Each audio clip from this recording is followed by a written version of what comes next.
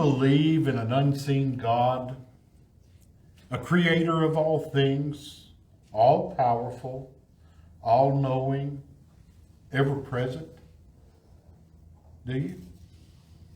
Why? Do you believe in the man named Jesus, the self-professed Son of God, who died on the cross in Jerusalem? Why? Do you believe in the resurrection of the dead? And why? I want us this morning to go to Hebrews chapter 11. We've been there before, so we're not walking on unplowed ground here. We've been there, and we know it. But I want to look at it, and we talk, and we look at Hebrews chapter 11, and people will refer to it as the faith chapter. But I want to go from a little different aspect of that this morning. And that is looking at it and looking at the idea of faith, but of faith in what? Now, if we go to Merriam-Webster, he's going to say the definition of faith is this. And he has three listed there. He says, allegiance to duty or a person, loyalty, fidelity to one's promises, belief and trust in and loyalty to God, belief in the traditional doctrines of a religion, and a firm belief in something for which there is no proof. I look at these. Sometimes, if we go by that first definition, allegiance to duty or a person, loyalty or fidelity to one's promises, sometimes that can get us in trouble, because most of the time this is talking about man as we know him today. People as we know them today, people are going to make you promises, but how many of those promises are ever fulfilled?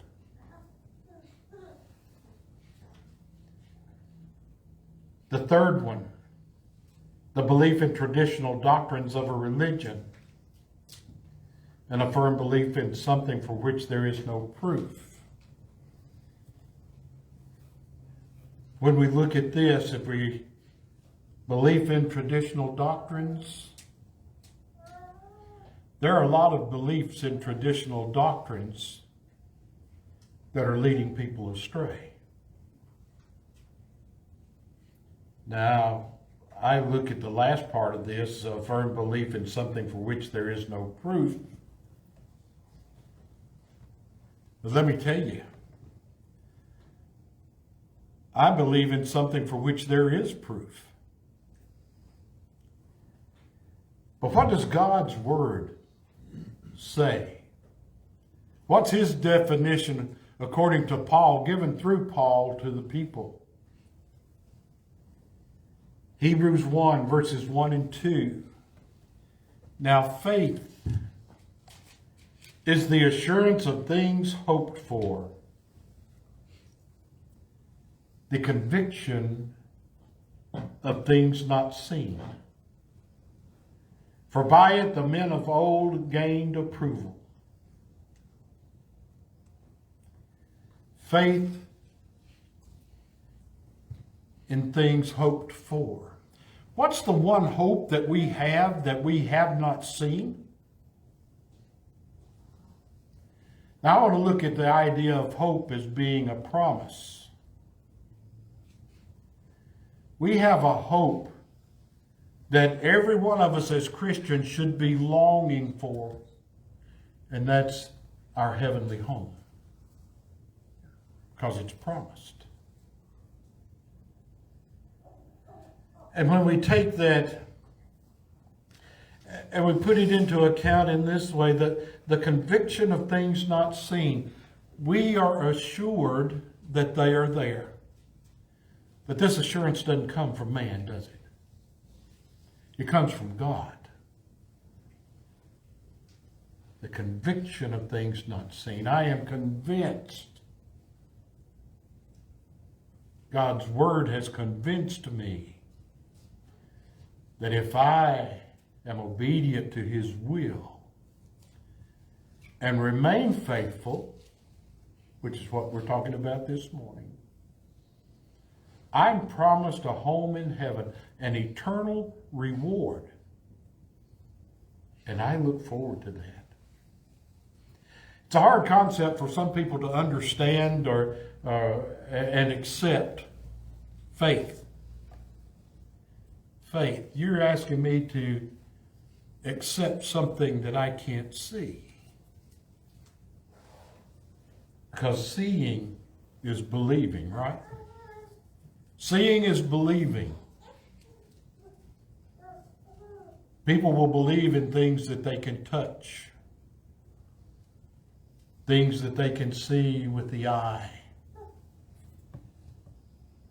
And I tell you, these things will fail you. These things that we believe in that are materialistic will fail us. Now, I believe in trees. They're there. I believe in the beauty of the things that have been prepared for us here.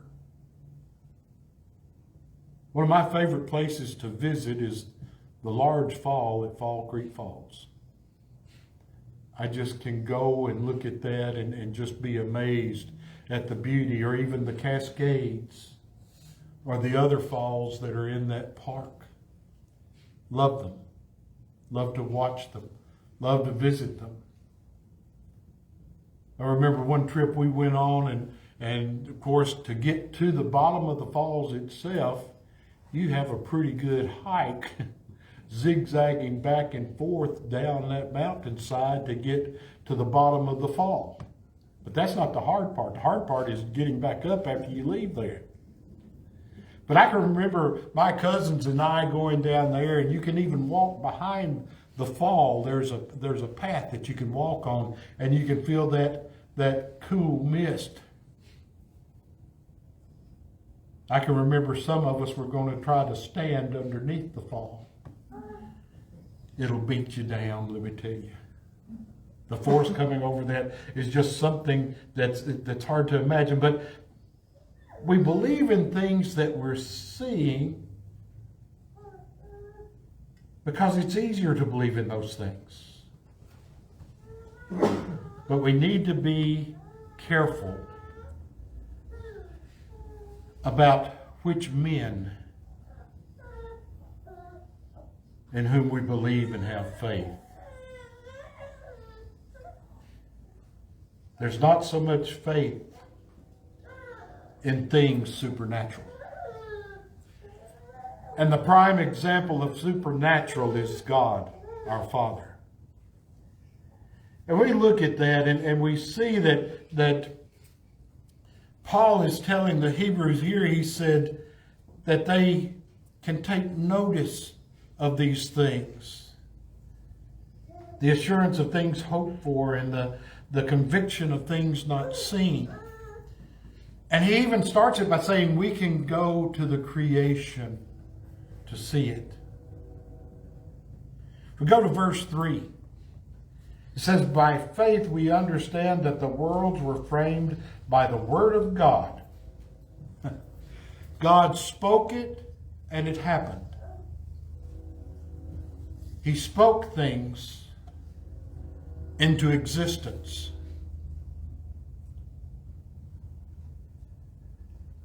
So that the things which are seen were not made of things which are visible.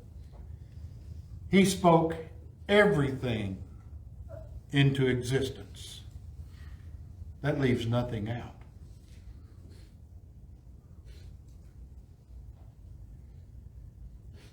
And he goes on as he's talking about this, and he's talking about this mighty creator God that we have. He created all things. He even created man. If you think about our human body, It's a wonder of science. And I still think that there are many, many things about the human body that doctors and scientists don't know, even though they profess to know a great deal. But we can look at our circulation system, our circulatory system, and we have miles and miles of veins and arteries and capillaries in our bodies that feed each and every part of our body. You don't believe so? You can nick yourself on any part of your body and it's going to bleed. That's how close or how major or significant our circulatory system is, even down to the finest details. And we can look at that and see just the wonder of our God. If He made me, He could have made everything else, and He did make everything else. But chapter 11 talks about the men of old. And it refers to Abel, who he says by faith offered a pleasing sacrifice, which cost him his life. Because his brother, and it doesn't say that in Hebrews, but we know the story of it, don't we? Abel gave a pleasing sacrifice to God, one that was acceptable. But his brother Cain did not. And God refused Cain's sacrifice, his offering. He was so jealous that he became angry enough that he killed his brother Abel. Or what about Enoch? And we know that Enoch, it says, he had this testimony that he pleased God. That's about the most that we have about Enoch. It says he walked with God. But we do know that Enoch didn't die, but he was translated. He was translated to be with God. It says, for he was no more. God took him. And we see those two, and we go to verse 6, and it says, but without faith it is impossible to please Him, for he who comes to God must believe that He is, and that He is a rewarder of those who diligently seek Him. You know, Paul's writing about this seeking of the Lord, seeking of God. But we can go back to the prophets, and the prophets even wrote about, if you seek me, you will find me. That was the message that God gave through the prophets. If you seek me, you will find me.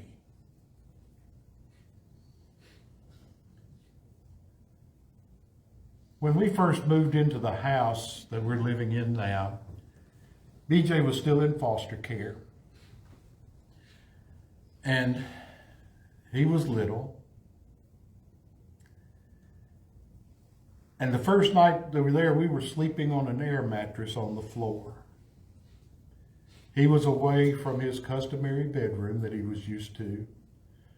So it was me and BJ and Tony Lee and Betty, all on this big king-size air mattress. We turned the lights out, and every once in a while, BJ would say, Mama, Mama. She'd say, I'm here, buddy. Daddy, Daddy, buddy, I'm here. And he did that until finally he fell asleep. But every few minutes, he wanted to make sure that we were there. You know, that's the way really that we need to understand that God is always near us. But yet sometimes we fail to see Him. Sometimes we fail to recognize Him. And I'm thinking and going, is part of seeking God, isn't it a continual thing that we must do? Seek Him. Seek Him.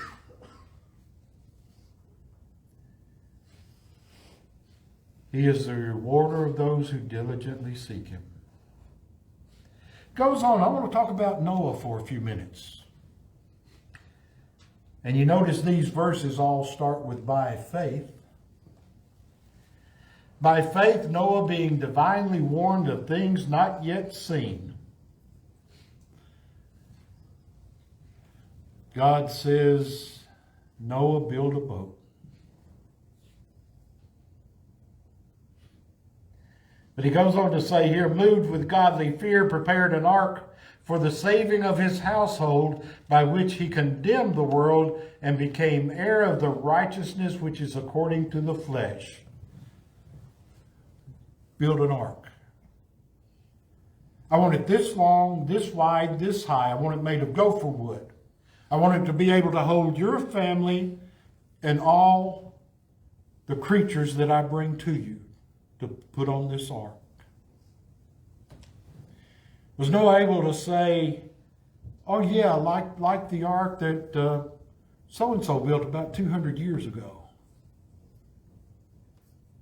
Or about that account of this flood that happened, and yet there were people that survived that. Since I think there's hope for us. Noah had nothing to refer to except being divinely warned of things not seen. What things not seen? He's building a boat. And the people, I'm sure, are asking, what are you building? He said, I'm building an ark. Well, what's an ark? He said, it's a big boat. He said, it'll float when the flood comes. What's a flood? I'm pretty sure they had never seen a flood. He said, well, the flood is going to be caused by all the rain that's going to come. What's rain? What's rain? Probably never even seen rain because, you know why? It says God watered the vegetation by a mist that would come up out of the ground. So don't you know that people were, man, they were just standing back and thinking, he's crazy. He's off his rocker. Not seen before. But yet we know that it was through his faith. And this just wasn't something that was accomplished overnight. It was accomplished in just under 100 years. Completing this ark.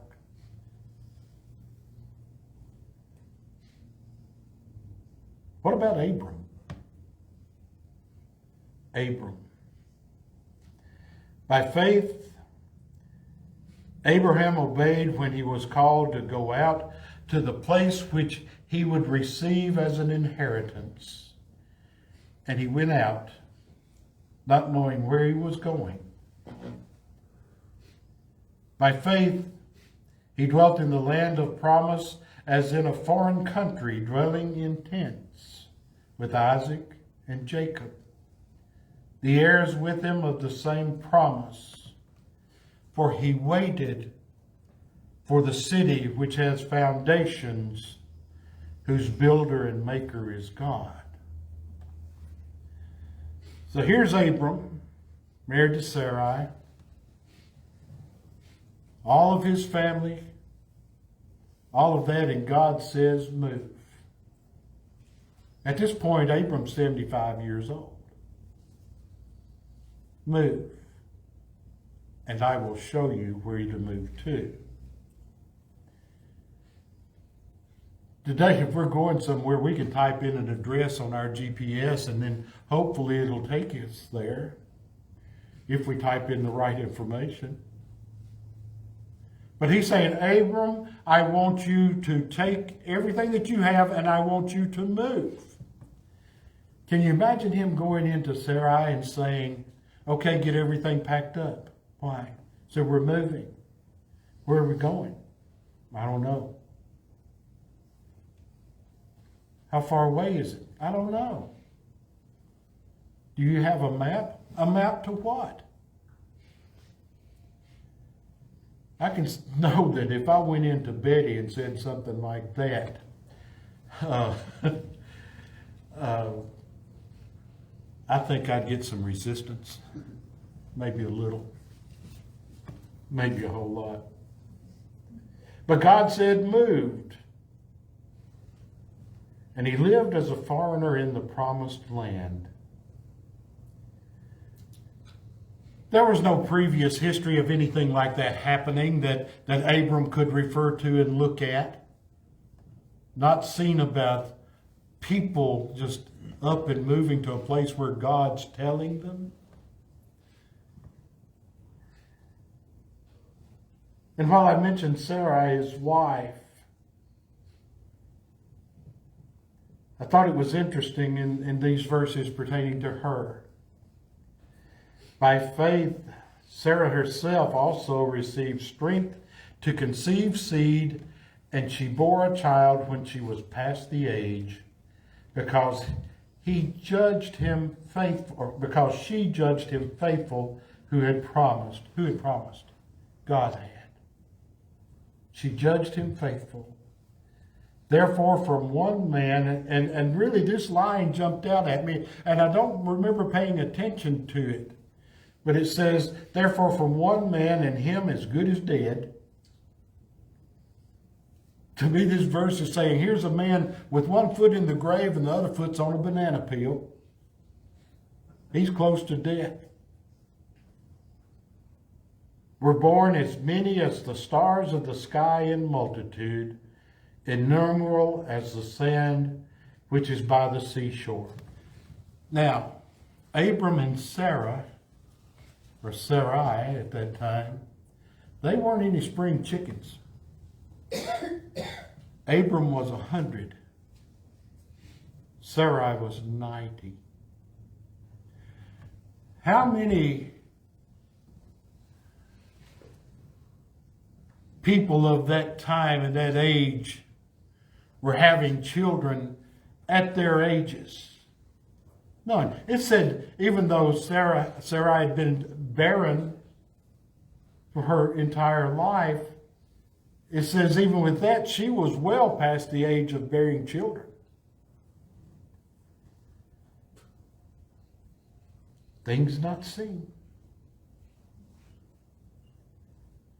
The promised child arrives, and then Abraham is tested. In verse 17, by faith, Abraham, when he was tested, offered up Isaac, and he who had received the promises offered up his only begotten son, of whom it was said, in Isaac your seed shall be called, concluding that God was able to raise him up, even from the dead, from which he also received him in a figurative sense. Asking Abraham to offer Isaac, this promised child. Of course, now Isaac was a young man. Don't know how old, possibly a teenager, but he was a young man, maybe a little older. Because he was big enough to carry the wood and the things needed for the sacrifice.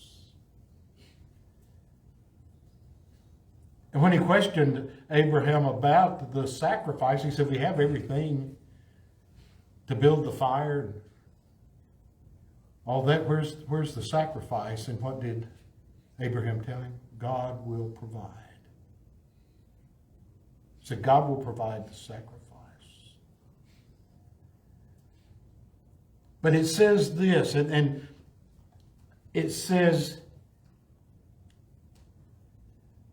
concluding, he offered up his son Isaac, concluding, the New American Standard says, consider.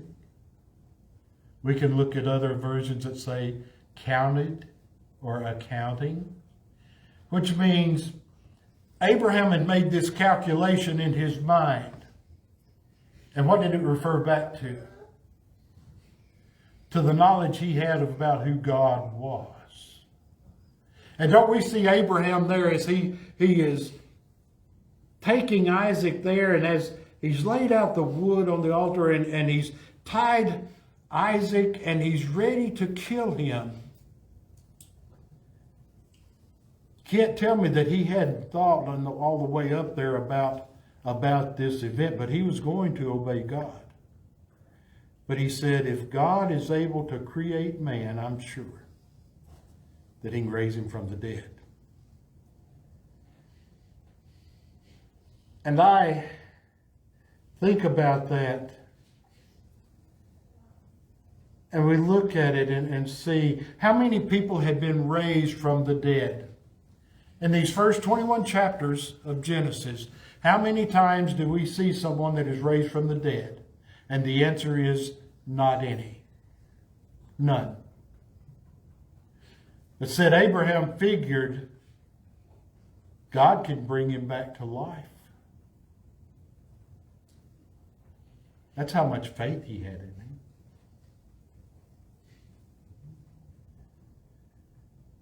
He had thought it out,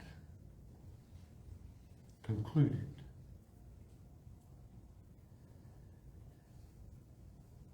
If we look at verses 20 through 22, we see there of other things that are talked about. By faith, Isaac blessed Jacob and Esau concerning things to come. Things that were not yet seen. He blessed them concerning those. By faith, Jacob, when he was dying, blessed each of the sons of Joseph and worshipped, leaning on the top of his staff.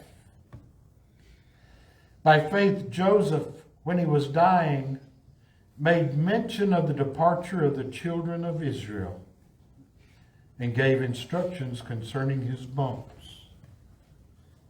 He's talking to them of something not seen. Because right now, when he's talking to his family, they are on good terms with Pharaoh in Egypt. But when we get to that Pharaoh that did not know Joseph, things changed. Then for 400 years, they were in captivity in a foreign land for 400 years. Something not yet seen. We go to Moses, verses 23 through 28. By faith, Moses, when he was born, was hidden 3 months by his parents, because they saw he was a beautiful child, and they were not afraid of the king's command. What was the command? All baby boys were to be thrown into the Nile. They were being killed. 2 years and under. So they hid him. Of course, we know that they hid him in the reeds along the riverbank. Pharaoh's daughter found him and adopted him, even though he was a Hebrew baby. It's God's providence at work. Raised as an Egyptian. By faith, Moses, when he became of age, refused to be called the son of Pharaoh's daughter, choosing rather to suffer affliction with the people of God than to enjoy the passing pleasures of sin, esteeming the reproach of Christ greater riches than the treasures in Egypt. For he looked to the reward. He looked to the reward. By faith he kept the Passover and the sprinkling of blood, lest he who destroyed the firstborn should touch them. The night when he delivers them out of Egyptian bondage was by the hand of the Lord. It says he kept the Passover. God had given instructions. He said, I want you to take this lamb on the 14th of this month. You're going to slaughter it, and I want you to spread blood on the 2 doorposts and the lintel of the door. When I see the blood, I will pass over you. He did that. It says, by faith they passed through the Red Sea as by dry land, whereas the Egyptians attempting to do so were drowned. So here they are. He's gotten them out of Egypt, or almost. They're at the Red Sea, and here's the sea, and then they see Pharaoh's army behind them. But they are protected long enough for Moses to follow God's instruction in stretching out his staff. That Red Sea parted. Now, how wide do you think that swath had to be? Because normally, when people picture maybe them crossing the Red Sea, you can see a few hundred people. But can you imagine if they all had to go single file? There were estimated over 2 million people that came out of Egypt. 2 million people going single file across or through the Red Sea. No, it had to be a wide path. Wide enough to accommodate these people in a reasonable time. And can you imagine going through this path and you're seeing walls of the Red Sea on either side? And using my imagination, I can imagine that maybe you could even see a fish or two if it got close to that wall. I could picture myself going through there and being yelled at by my mother because I was going to be the one child to see if I could stick my hand through that wall. Don't touch it, you're going to make it fall. But the faith they had in going through that.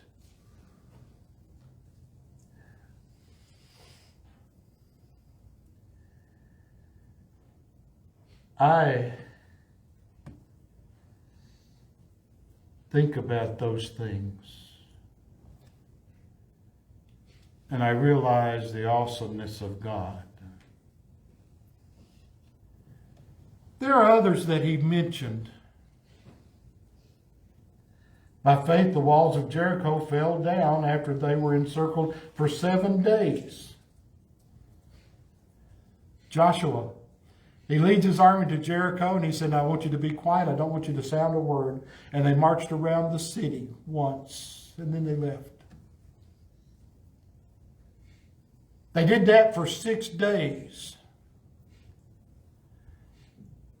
But Joshua had special instructions for them this time. He says, today we're going to march around the city 7 times.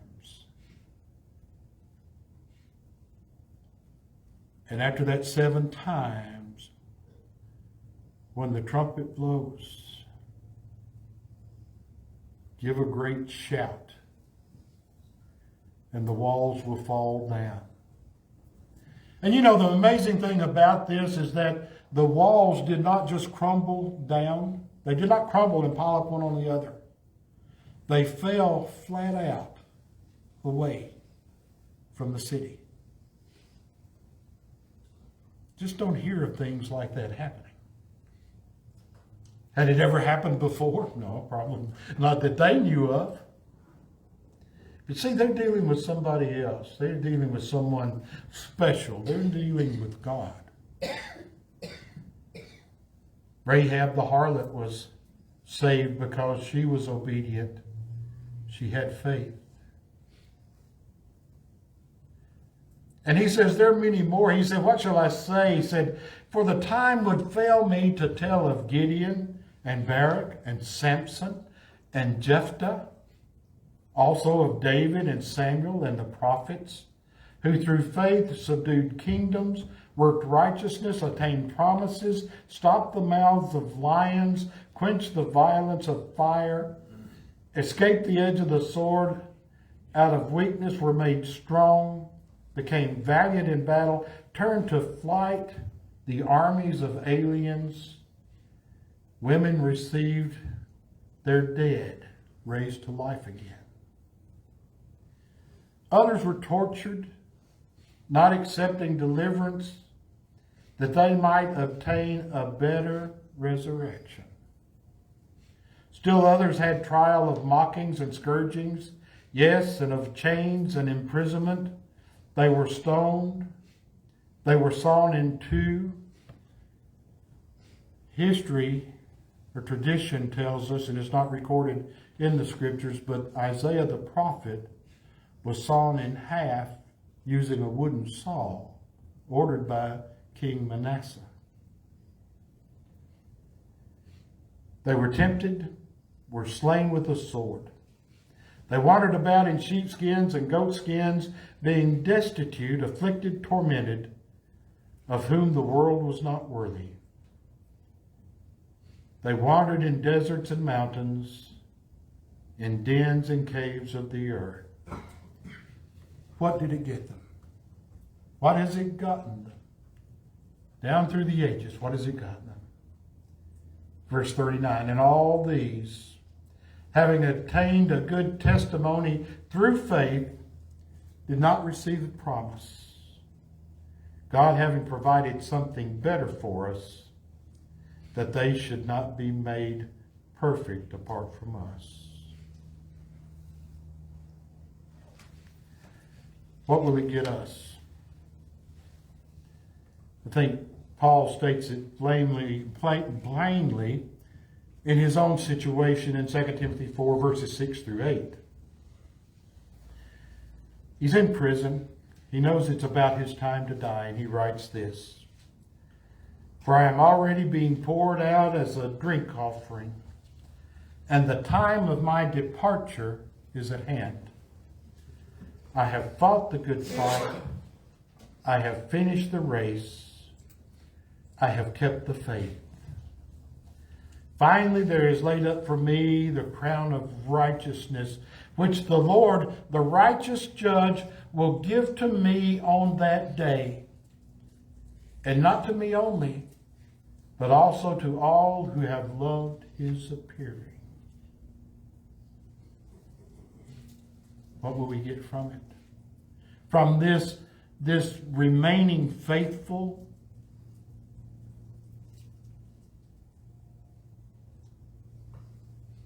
we get a heavenly reward.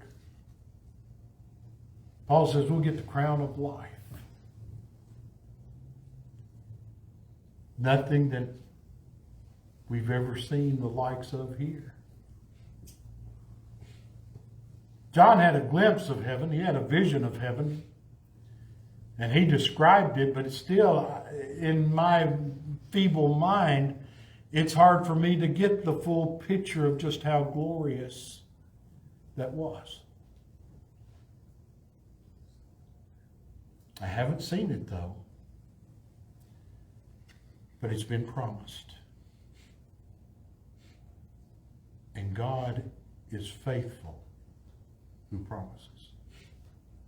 Why don't you accept the promise that he has given to us this morning? Seek that eternal home that we call heaven. It's waiting for us. Someday we'll see it. If you've never been obedient to the gospel, now's the time.